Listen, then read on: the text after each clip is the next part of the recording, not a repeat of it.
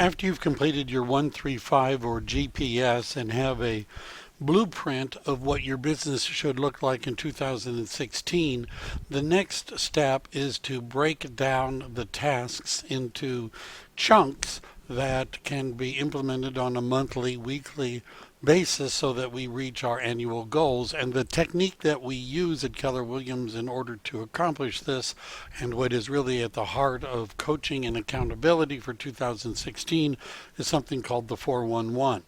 If you've logged into kw.com and you go to resources, you're going to see there's a variety of 411 tools. There's a business, PDF, and Word document. This also can be used for personal. There's a Google document one, which combines both business and personal.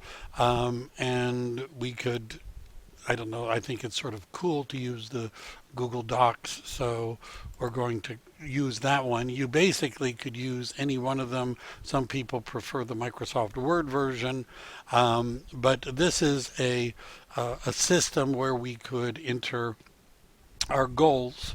And I think that for purposes of this discussion, I'm going to go back and we're going to use the business Word document. Why not? You can play around with the other ones if you'd like to, but and this is what that one looks like. So the way that we do this is we start by identifying who we are. I would like to receive a copy of these from the people in the coaching program or people that want to be in the coaching program on a weekly basis. It'll provide the foundation for accountability and coaching. So I'm going to, you put in your name and then click here. Year would be 2016 and annual goals. Now, what I've found for determining goals is sometimes it's easier to start with the weekly, go to monthly, and go to annual. And I'll give you an example. Let's say my goal is 24 transactions, 14 of which are listings, 10 of which are buyers. And I'm going to have, make this a little bit bigger, 1,000 contacts, and I'm going to preview 200 homes in a year. Now, we should limit to about 5 tactics and strategies in each period, each week, each month. This is sometimes referred to as the big rocks, the 20% that produce 80% of our income. We're going to be dividing by 10 months because it's more conservative that way. Plus, there's lost time in real estate. And what I'm assuming for purposes of this discussion is that your listing appointments to listings is a 50% ratio. Basically, you're getting every other listing appointment you go on, and your buyer appointment to buyer is a 50% ratio. You're going on 2 buyer appointments in order to get 1 buyer committed to working with you.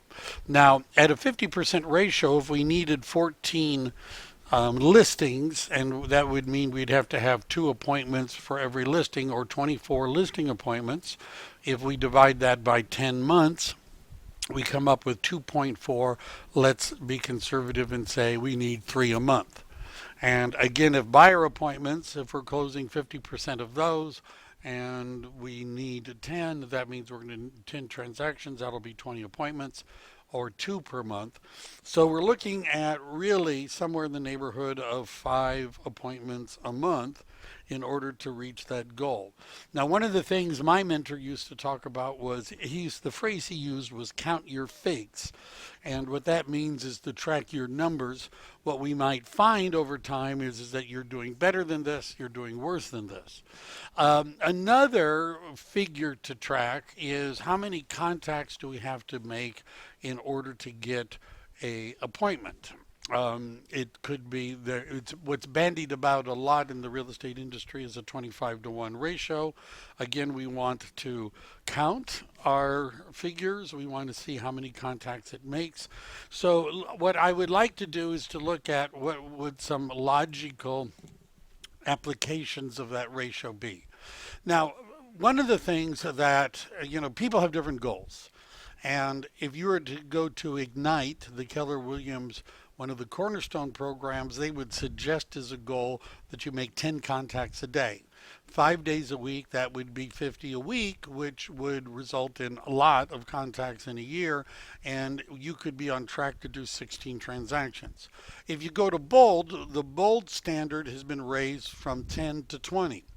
For a lot of people that are starting out, the idea of making 20 contacts a day or 100 a week may be a daunting goal. So if you would like to and you want to just break into this easier, let's say you're going to make 2 contacts a day. I mean, 2 a day times 5 days a week is 10 each week times 4 weeks would be 40 a month. At 10 months would be 400 contacts a year. And if it took 25 contacts to get a client, you could get 16 clients out of that. Now, if it took you 50 contacts to get a client, you would have 8. You get the idea. If it took you 100, it would be 4.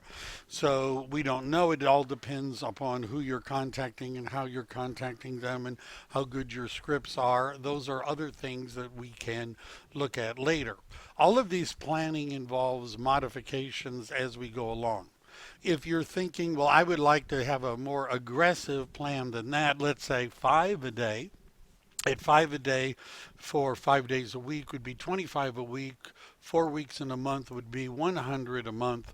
Times 10 months would be 1,000 contacts you would make in a year. And if you got business from 1 out of every 25, that would result in 40 clients. The other thing that you ought to include in your schedule is previewing homes. If you previewed 10 homes a week, that would be what Ignite would recommend. But even previewing 5 homes a week at 4 weeks in a month would be 20 homes a month times 10 months would be 200 a year. And if you saw 200 homes a year, you would know more than most real estate agents. And then the last thing is when we're setting up our 411, we want the week to end on Fridays, and those are the Fridays for that particular month. So for January. So let's take a look at our is this the, let's see, let's take a look at our template. So what I'm going to do to make this a little bit simpler is I'm going to assume these are our goals, and what I would recommend that you do is to think about your goals. How many contacts a day would you be willing to commit to? Consistency is what's really important in all of this. Let's just assume that we're up here. Okay. So we're going to enter our annual goals. Um, I'm just copying and pasting. And then for the month of, we only do 1 month at a time. Now, what that would mean is if we might want to say, well, I'm going to get 3 listing appointments, and shift enter puts it down there, and I'm going to have 2 buyer appointments.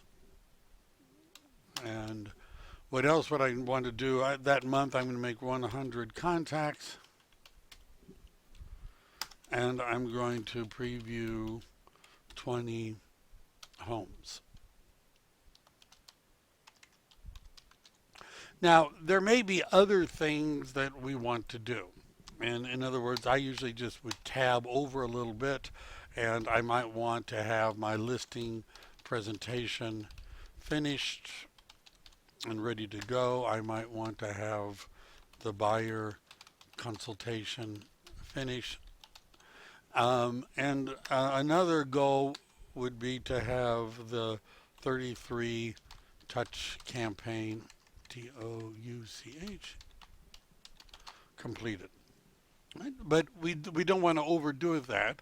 Now, when we get down to the various weeks, so week 1, what I usually would do here is I would say, well, this is 1-3 to 1-9 is week number 1. And what I would do is I would say, all right, and so in week number 1, I'm going to preview 5 homes. I'm going to make 25 contacts. Other things I might be doing is on week number 1 is I might and just because we can add things in here that don't necessarily appear in our monthly goals but would lead to it, and it would be uh, put every in e-edge as an would be an example. Other things that we could do is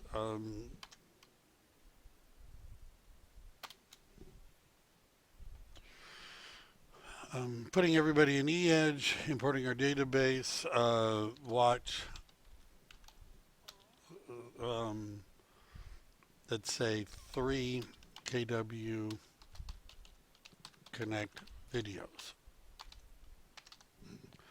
Now, we're not going to do week 2 and week 3 and week 4. We could, if we wanted to, put in the dates, but what I mean by not do them is that the idea is not to put in what we're going to do next week until we've analyzed week 1. So, for example, if we don't make 25 contacts in week 1, we may have to make that up in week 2. If we don't preview 5 homes, we may make that up. If we haven't put everybody in e-edge, we may have to make that up.